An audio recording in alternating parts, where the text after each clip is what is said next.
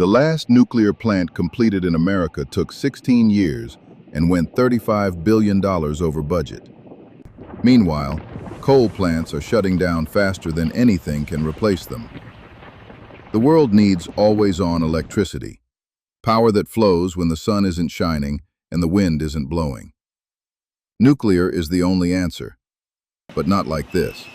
There are 80 small modular reactor designs under development across 20 countries. $30 billion has been invested since 2020. Rolls-Royce is building them in UK factories. Bill Gates is constructing one in Wyoming. Canada just issued its first SMR construction license. The factory-built nuclear revolution has started. Traditional nuclear plants are built like skyscrapers, designed from scratch, site-specific, with thousands of workers performing complex tasks in the open air for a decade or more. Vogtle in Georgia was meant to cost $14 billion and take 7 years. It cost $35 billion and took 16 years. The problem is not the physics of nuclear power. It still works perfectly. The problem is the construction model. Every large nuclear plant is a one-off bespoke project. You cannot standardize what you never build twice. You cannot drive costs down a learning curve that barely exists. A small modular reactor flips the entire model. Instead of one enormous bespoke plant, you build standardized modules in a controlled factory environment, the same way Rolls-Royce builds jet engines. The modules are tested before they leave the factory, shipped to site on trucks, and assembled there. The modular part is even more powerful. A new-scale plant can run with 4, 6, or 12 individual 77-megawatt reactor modules. Need more power next decade? Add another module.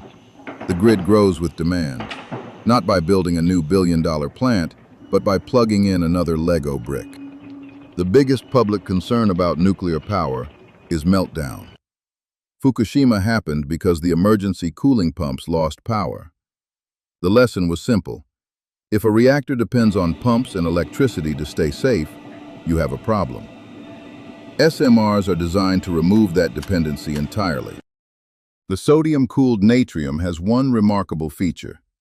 Paired with a molten salt storage system, it can surge output from 345 megawatts to 500 megawatts for over 5 hours during peak demand.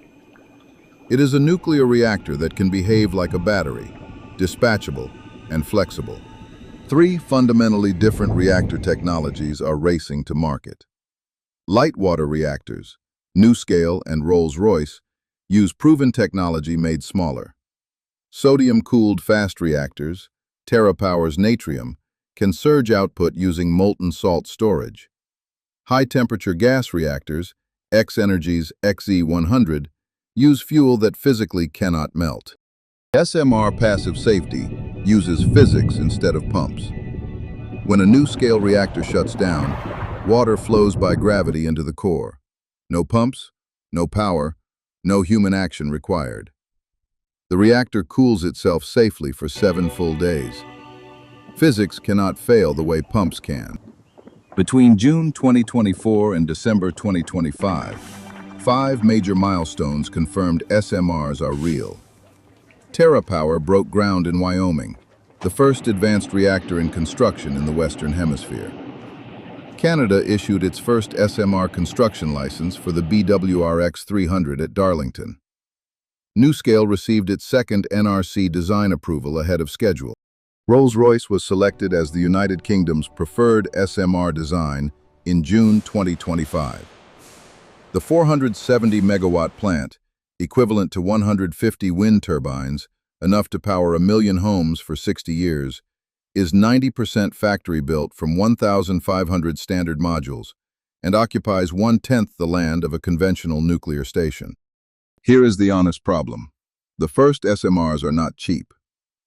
NuScale's UAMPS project was canceled when costs rose from $55 to $89 per megawatt hour, 75% above original estimates. The first Boeing 737 was not cheap either. The question is whether SMRs can survive long enough to build the 500th unit. The economics could still work. SMRs offer something wind and solar cannot. 95% capacity factor. Electricity every hour of every day. Microsoft, Amazon, and SABI data centers are already signing offtake agreements with SMR developers for exactly this reliable, always-on clean power. The SMR is not a guarantee. It is the most credible bet on the table for always-on clean baseload power. The coal plants closing this decade cannot wait 20 years. The grid needs a solution. The factory is already running. Is it fast enough? If you found this video useful, subscribe to Future Energy and Technology. We cover every major breakthrough in nuclear, renewables, storage, and the grid as it happens. Hit the bell so you never miss the next one.